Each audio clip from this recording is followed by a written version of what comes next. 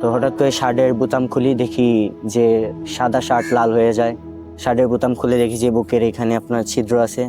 তারপর ফ্রেন্ডের কাছে যাই, যে বলি যে মামা আমার তো গুলি লাগছে, বললা পড়া যাই। আসসালামু আলাইকুম, আমার নাম মোহাম্মদ জুবাইর আহমেদ। আমি এবার এসএসসি ক্যান্ডিডেট 2025-এ, এবার কলেজে উঠবো। গত বছর ঠিক এই দিনে আন্দোলনটা শুরু হয়। তো তখন দেশের অনেক বাজে অবস্থা ছিল। আমি অনেক চেষ্টা করি যে যাওয়ার জন্য, আন্দোলনে যাওয়ার জন্য, কিন্তু বাসায় বুঝাইতে পারি না যে আন্দোলন হইতাছে, বা আমার বাসা থেকে অ্যালাউ ছিল না যাওয়ার। তো জুলাই ঠিক 18 তারিখে আমাদের ভাই মীর মাহবুবুর রহমান মুগ্ধ ভাই মারা যায়। তারপরে আমার ভিতরে আরো ক্ষিপ্তি জাগে যে না, আমার ভাই মারা গেছে, উনি একদিনও আমার ভাই ছিল। তো ওনার ইয়েতেই আমি আরো আন্দোলনে যাই, তাও আমাকে যাইতে দেওয়া হয় না। আমি আরো অনেক মিথ্যা কথা বলে বের হই যে এখানে যাব সেখানে যাব, অনেক মিথ্যা কথা বলে আমি শুক্রবার দিনটা ছিল আপনার আগস্টের 2 তারিখ শুক্রবার। তখন যাই ফার্স্ট আন্দোলনে। তো তখন আপনার যাওয়ার পরে অনেক বাজে সিচুয়েশনে পড়ি আমরা।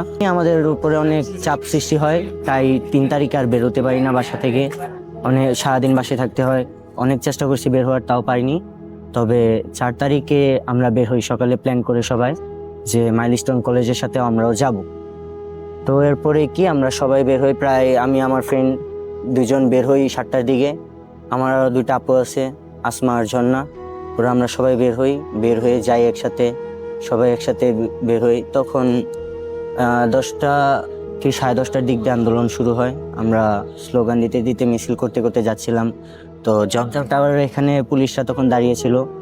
তো আপনার তখন আবার শ্যুট করা অ্যালাউ ছিল না, আমি যতটুকু শুনেছি। তো তখন আমরা চুপচাপ চলে যাই, কিছু বলি না। হঠাৎ করে আমরা বিএনএসে যাই, ওখানে আপনার সবকিছু শান্তশিষ্ট ছিল। তারপর আপনার অনেক আমাদের আয়ত্তে আসছিল অনেকটাই। আমরা কিছু বলিনি, প্রথমে চুপচাপ ছিলাম, ওনারাও চুপচাপ ছিল। হঠাৎ করে ওনারা গোলাগুলি শুরু করে দেয়। ছাত্রলীগরা আসে, দৌড়ানি দেয়, গোলাগুলি করে।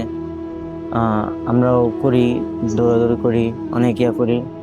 তো ওই দিন দুপুর খেয়ে অনেক দৌড়াদৌড়ি করার পরে খুব ক্লান্ত হয়ে গেছিলাম। তো এক জায়গায় যেয়ে বসলাম, আপনার স্কোয়ারের সামনে যেয়ে ওখানে একটু রেস্ট নিই। একজন পানি দিল, পানি খেলাম। তারপর আমরা আবার নামি মাঠে নামার পরে আপনার ঘোরাঘুরি করার সময় হঠাৎ করে দেখি যে আমি বুঝে ওঠার আগে আমার বুকে একটা কি যেন লাগে। তো তখনও বুঝতে পারিনি যে ওটা গুলি ছিল বা এরকম কিছু। তো হঠাৎ করে শার্টের বোতাম খুলি, দেখি যে সাদা শার্ট লাল হয়ে যায়। শার্টের বোতাম খুলে দেখি যে বুকের এখানে আপনার ছিদ্র আছে। তারপর ফ্রেন্ডের কাছে যাই, যে বলি যে মামা আমার তো গুলি লাগছে, বললা পড়া যাই। তারপরে আমার ফ্রেন্ডরা আর কিছু ভাইয়া ছিল এখানে, ওরা নিয়ে যায় আপনার একটা মেডিকেলে। ওইখানে যে আপনার ফার্স্ট অফ অল প্রথমত আপনার প্রাথমিক চিকিৎসাটা দেয় আর কি, ব্যান্ডেজ করে দেয়, রক্তক্ষরণটা বন্ধ করে। এরপরে বাংলাদেশ মেডিকেলে নিয়ে যাওয়া হয়। ওইখান থেকে আপনার বলা হয়েছিল যে ঢাকা মেডিকেলে যেন নিয়ে যায়। ওইখান থেকে আবার এক্সরে করে বের করছে যে কোথায় আছে বুলেটটা। তো দেখানো হয়েছে যে পাঁজরের হাড় ভেঙে।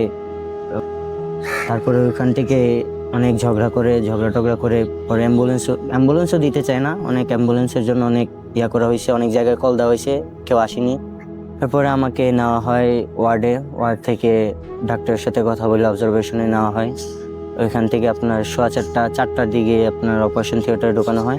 এরপরে অপারেশন শুরু করে প্রায় সম্ভবত ভোরে শেষ হওয়ার পরে 2-3 ঘন্টা পরে আপনার আবার অবজারভেশনে নেওয়া হয়। ওইখানে প্রায় 6-7 দিন থাকা হয়।